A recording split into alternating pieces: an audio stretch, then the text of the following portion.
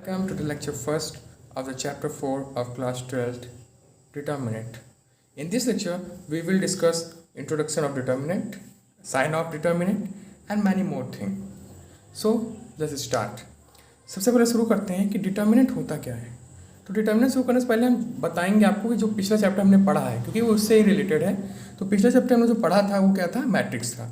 Matrix क्या होता है, मैट्रिक्स जो होता है एक प्रकार का रेक्टेंगुलर क्या होता है, एरे होता था, है ना। मतलब रेक्टेंगुलर क्या कहते हैं उसको, एरे होता था, जिसमें क्या कहते हैं जो कुछ इस प्रकार का होता था और इसकी कोई निश्चित वैल्यू नहीं होती थी। इसकी कोई निश्चित वैल्यू नहीं होती थी, कुछ प्रकार का होता था, है ना। ये साइन ऑफ मैट्रिक्स है और ये मैट्रिक्स है, कोई इसकी निश्चित वैल्यू नहीं होती थी। बट डिटर्मिनेंट क्या होता है, इसकी एक निश्चित वैल्यू होती है, या तो वो क्या हो सकती है, रियल हो सकती है या कॉम्प्लेक्स हो सकती है, ठीक है। तो क्या लिखा है, it can be associate every square matrix with number, है ना, और एक्सप्रेशन, यानी किसी प्रत्येक वर्ग अवयव को एक व्यंजन या एक संख्या से जोड़ा जा सकता है, संबंध किया जा सकता है।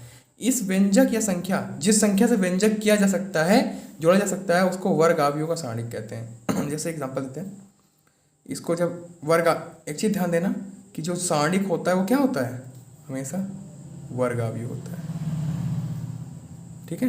इसको क्या लिखेंगे फिर, ये सारणिक का निशान होता है,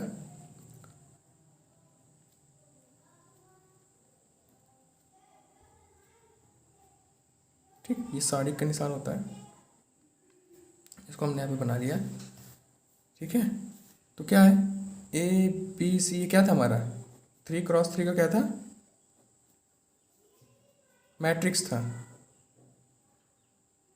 और ये क्या है, 3x3 का determinant.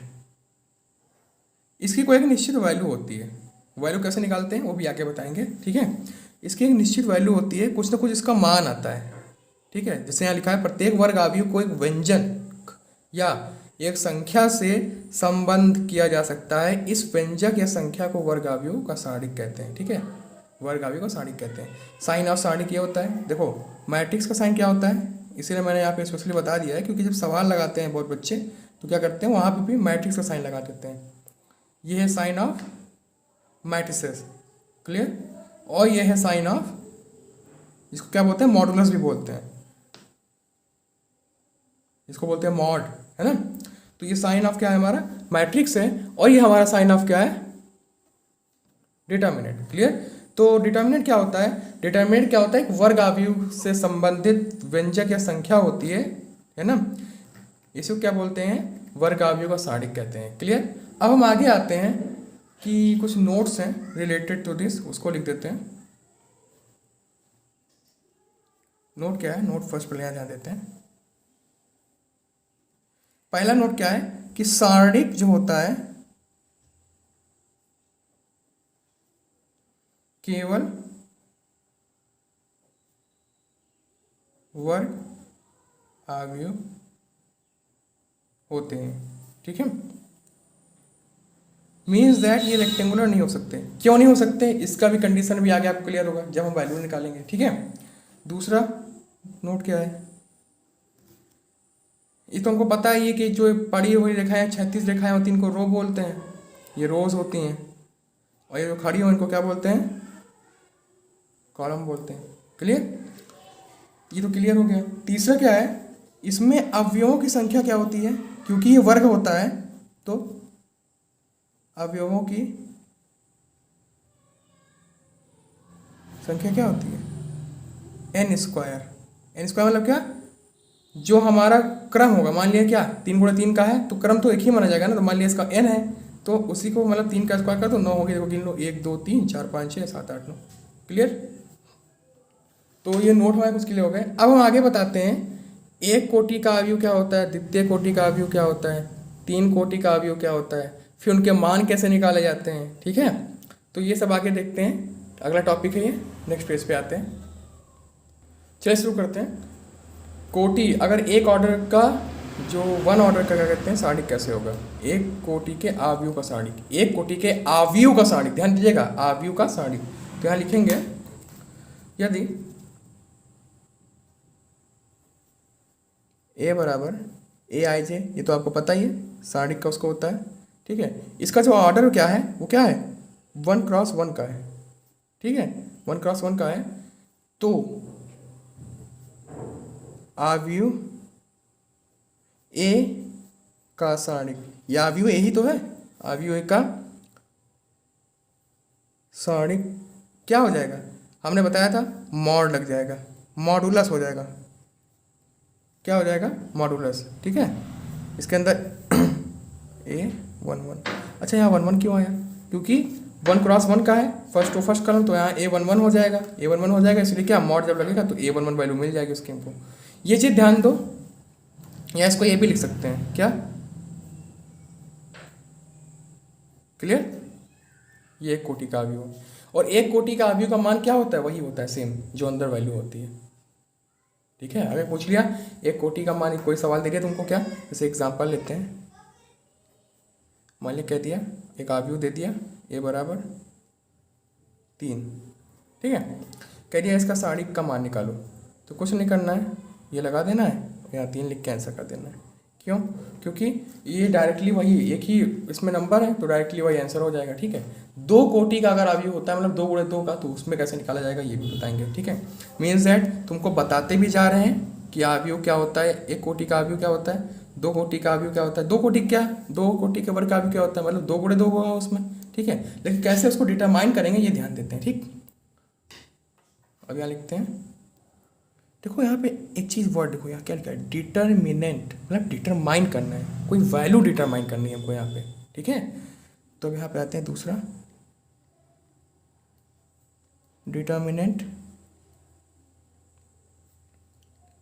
Of a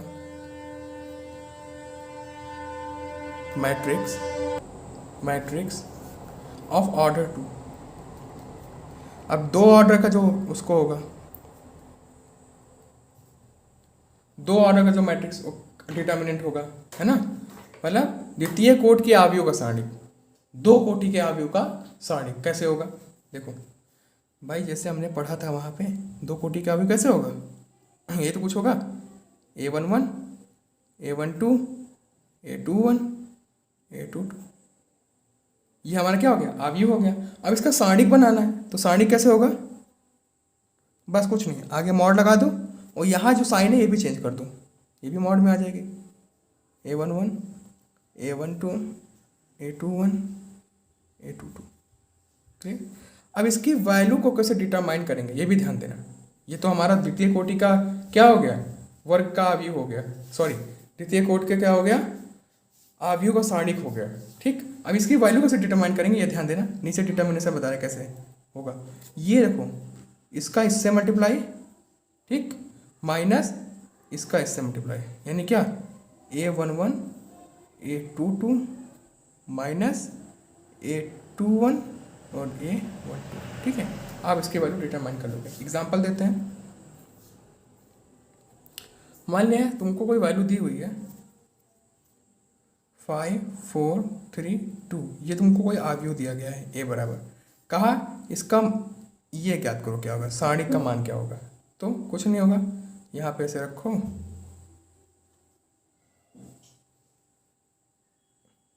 values, then what's the rule, first this, पहले नीचे वाला, ऊपर से नीचे फिर ये नीचे से ऊपर, ठीक है। तो 5 मल्टीप्लाई बाई 2, या इसको ऐसे बोल सकते हो, इसका इससे फिर बीच में माइनस, ठीक है, माइनस, पहले इसका इससे कर दो, इसका इससे कर दो, इसका इससे करके बीच में माइनस लगा दिया, इसका इससे कर दिया, क्लियर। 5 2 10 माइनस 3 मल्टीप्लाई बाई 4, 5 2 10 3 4 12, कितना आ गया वैल्यू, -2 आ गई, क्लियर। और इसमें कोई माइनस हमने बताया था अभी पीछे, क्या बताया कि जो वैल्यू हो सकती है वो तो श्रमिक भी हो सकती है, मतलब कॉम्प्लेक्स भी हो सकती है, और रियल भी हो सकती है, तो ये तो रियल नंबर है ना, यानी क्या हो गया, आंसर हो गया, क्लियर। तो द्वितीय कोटि का जो आव्यूह का सारणिक होता है कैसे होता है, कुछ इस प्रकार होता है। इसको कैसे डिटरमाइन करेंगे, ये क्रॉस मल्टीप्लाई कर देंगे, पहले ऊपर से नीचे इधर वाले से, ठीक है, फिर नीचे और इसका इससे करके कर देंगे, ठीक है। ये फार्मूला होता है how to determine the order, determine the matrix of order 2, ठीक है, क्लियर, कैसे दो कोटि के अवयव का सारणिक का जो मान है वो कैसे पता करेंगे, इस प्रकार से पता करेंगे इस फॉर्मूले के अनुसार। ठीक है,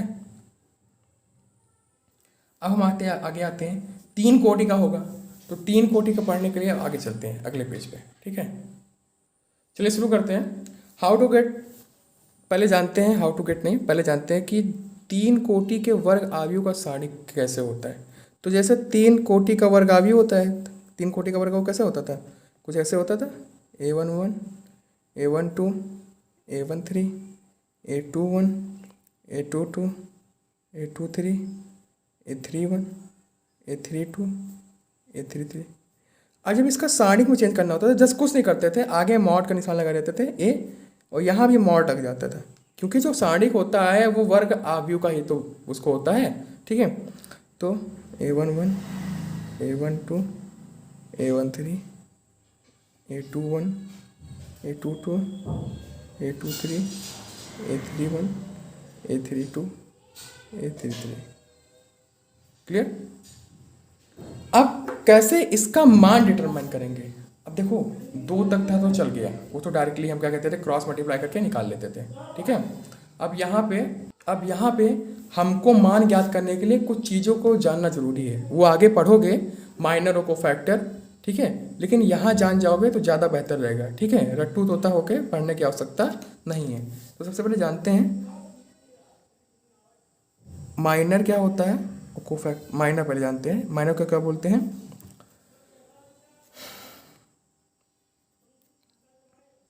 उपसारणिक। उपसारणिक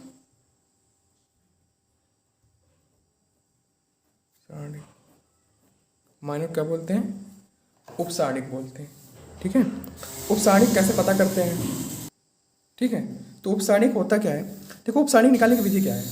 ठीक है, कैसे उपसारणिक हम पता करेंगे। ठीक, तो देखो अगर हमसे कह दिया कि A11 का उपसारणिक क्या होगा, माइनर ऑफ A11, इसका उपसारणिक क्या होगा।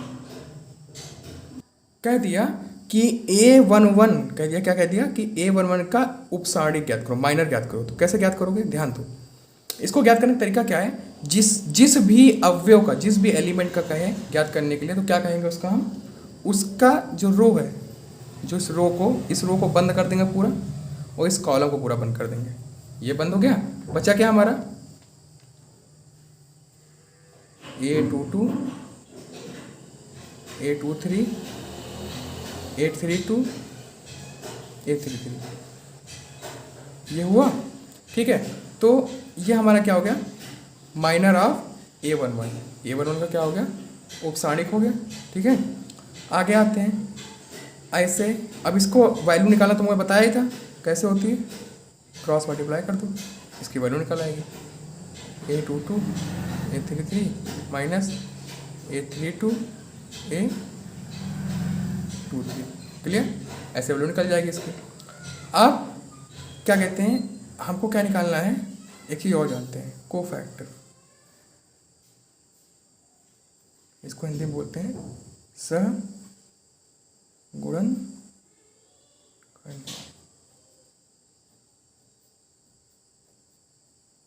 ये क्या होता है,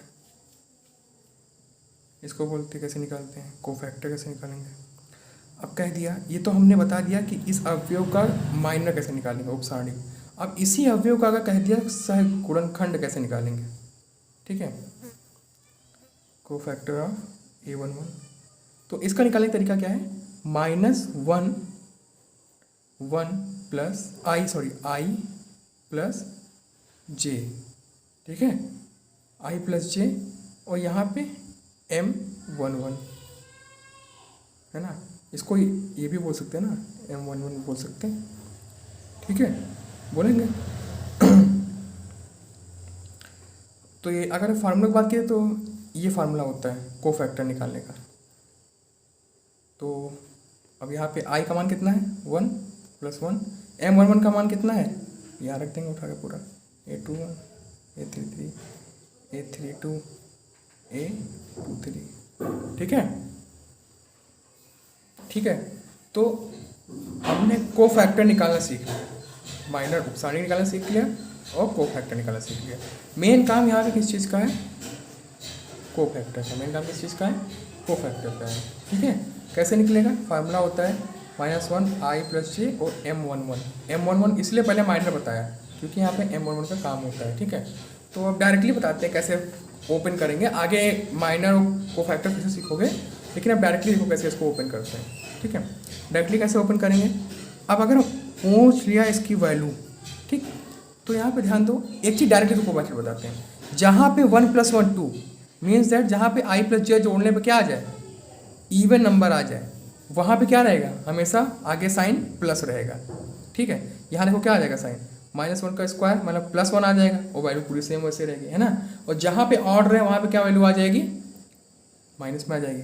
ठीक है, तो इसको ओपन करने का तरीका बताते हैं। अगर 3 कहीं से भी ओपन कर सकते हो, किसी भी रो से, लेकिन हाँ एक चीज़ ध्यान देना, किसी एक रो या किसी एक कॉलम से इसकी वैल्यू निकलेगी। ठीक है, चाहे इस रो से ओपन करो, चाहे इस रो से ओपन करो, चाहे इस रो से ओपन करो, चाहे इस कॉलम से ओपन करो, चाहे इस कॉलम से ओपन करो, चाहे इस कॉलम से ओपन कर दो। ठीक है, कहीं से भी ओपन कर सकते हो। तो हम यहाँ पे लेते हैं पहली रो से ओपन करने के लिए A11 लिए, A11 है ना। अब यहाँ पे क्या, इसको क्या लिखोगे? C11 को मतलब समझते हो, ये कोफैक्टर Cij है ना, प्लस A12 रखे हैं यहाँ पे, C12 हो गया, A13 रखे हैं यहाँ पे, C13 हो गया। क्लियर? अब कैसे ओपन करेंगे? A11 हो गया। अब C11 की वैल्यू कितनी है? कुछ ये है A22 A33, कैसे आई हमको पता है ना, बंद किए इसको, जो बचा ओपन कर दिए। ठीक है, A33 A32 A23 plus A12। अब देखो ये क्या है? ऑड है। क्या है? ऑड नंबर 1 + 3, तो यहाँ माइनस लग जाएगा, माइनस आगे लग जाएगा, माइनस आगे लग जाएगा, लगा माइनस, है ना। तो अब इसको एक्सपेंड करना है, तो ये रो बंद, ये कॉलम बंद, बचा कितना? A21 A22 A31 A33। तो यहाँ लिख दो, डायरेक्टली मल्टीप्लाई कर दो, क्रॉस मल्टीप्लाई होगा, इसका इससे, क्योंकि ये दोनों तो बंद है ना। ठीक है, A21 A33 plus minus A31 A23।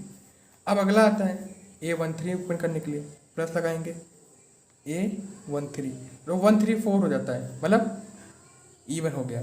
अब यहाँ से बंद करेंगे, ये रो पूरी बंद, ये कॉलम पूरा बंद हो जाएगा, ये रो पूरी बंद हो जाएगी। बचा क्या? A21 A22 A31 A32, मतलब cross multiply A21 A32 minus A31 A22, A21 A32 है ना, A31 A22। क्लियर? अब आगे देखो, A11 A22 A33 minus A32 A23 plus minus A12 A21 A33 A31 A23 A13 A21 A32 minus A31 A22। Clear? ये हमारा पूरा expand हो गया। मतलब इसमें जब कोई अगर नंबर होगा तो ऐसे एक्सपेंड करने पे हमको कुछ ना कुछ वैल्यू मिल जाएगी। ठीक है, तो चेकआउट करते हैं अगर कोई नंबर होता है यहाँ पे तो कैसे सॉल्व करते हैं इसको। ठीक है,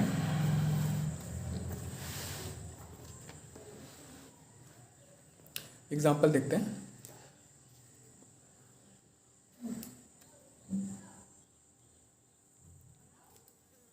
मान लीजिए कोई नंबर दिया है हमारे पास 6 5 4 3 2 1 9 6 7। ये हमारा एक आव्यूह दिया हुआ है। अब इसका मान पूछा है सारणिक का, क्या होगा? तो पहले इसको सारणिक में लिख लो, 6 3 9 5 2 6 4 1 7 हो गया। एक्सपैंड करो, कैसे एक्सपैंड करोगे? पहला इसको बंद करो, यानी 6 यहाँ लिख लो, लिखे, ये बंद रो, ये कॉलम बंद, ये रो बंद, अंदर बचा कितना, क्योंकि ये क्या है A11 पे है, यानी ये प्लस होगा, ठीक है। एक डायरेक्ट मेथड बताते हैं, यहाँ ध्यान दो 3 × 3 का तुमको कभी भी सारणी मिल जाए तो पहला वाला प्लस, दूसरा माइनस, तीसरा प्लस, चौथा माइनस, पांचवा प्लस, छठा माइनस, है ना, plus minus plus minus plus minus plus minus plus, ये होता है वे, है ना। जब ये ओपन करोगे तो इसके साथ आगे प्लस का निशान लगेगा, इसके साथ आगे माइनस का निशान लगेगा, इसके साथ आगे प्लस का निशान लगेगा, ठीक है। इसके साथ माइनस लगेगा, इसके साथ प्लस लगेगा, इसके साथ माइनस लगेगा, इसके साथ प्लस, इसके साथ माइनस, इसके साथ प्लस, ठीक है। तो यहाँ प्लस लगा के 6, ये बनाओ, ये बंद 2 1 6 7। अब ये -5 हो जाएगा, होगा ना, क्योंकि हमने बताया था ये प्लस हो गया माइनस हो गया, डायरेक्ट मेथड। अब वहाँ इतना लंबा लगाने जाओगे तो फिर दिक्कत हो जाएगी, ठीक। ये बंद कॉलम और ये रो बंद, कितना बचा 3 1 9 7। अब इस पे आते हैं +4, ये बंद 3 2 9 6। इसको एक्सपेंड कर दो, कैसे एक्सपेंड करोगे, हमने बताया था, इसका ऐसे मल्टीप्लाई, इसका ऐसे मल्टीप्लाई, 7 2 14 -6 या 5, इसको भी एक्सपेंड कर दो, 7 3 21 9 1 9 +4, इसको एक्सपेंड करो, 6 3 18 और 9 2 18, ठीक। 6 मल्टीप्लाई बाई 14 में से 6 गया 8 -5 मल्टीप्लाई बाई 21 से 9 गया, कितना आएगा 12 plus 4 multiply by 0, clear. 8 6 48, 5 6 12 5 60 plus 0 घटा दो -12 आंसर हो गया, ठीक। ऐसे हम इसकी वैल्यू फाइंड आउट करेंगे। तो देखिए हमने क्या क्या पढ़ाया आपको, हमने आपको पढ़ाया है डिटर्मिनेंट क्या होता है, साइन ऑफ डिटर्मिनेंट क्या होता है, ठीक है। ऑर्डर 1 का क्या कहते हैं डिटर्मिनेंट कैसे होता है, ऑर्डर 2 का डिटर्मिनेंट कैसे होता है, कैसे उनकी वैल्यूज़ फाइंड आउट करते हैं, है ना। और ऑर्डर 3 का डिटर्मिनेंट कैसे होता है और कैसे इसकी वैल्यू फाइंड आउट करते हैं, ठीक है। सबसे इंपॉर्टेंट ये है ऑर्डर 3 वाला, ठीक। अब इसमें ये जो हमने माइनर कोफैक्टर बताया ये आगे स्पेशल एक्सरसाइज है, ठीक। लेकिन यहाँ बताने का इसलिए बताया कि तुमको समझ में आ जाए कि ये प्लस माइनस जो हम यहाँ बता रहे हैं डायरेक्टली कैसे आता है, आगे सीखोगे, लेकिन यहाँ भी थोड़ा जानना जरूरी था, ठीक। तो इसीलिए हमने यहाँ पे आपको ये बता दिया, और तो हम आशा करते हैं आपको जितना हमने पढ़ाया वो समझ में आया होगा। अब हम मिलते हैं आपको नेक्स्ट लेक्चर में विद एक्सरसाइज 3.1, ठीक है। आज के लिए फिलहाल इतना ही, धन्यवाद।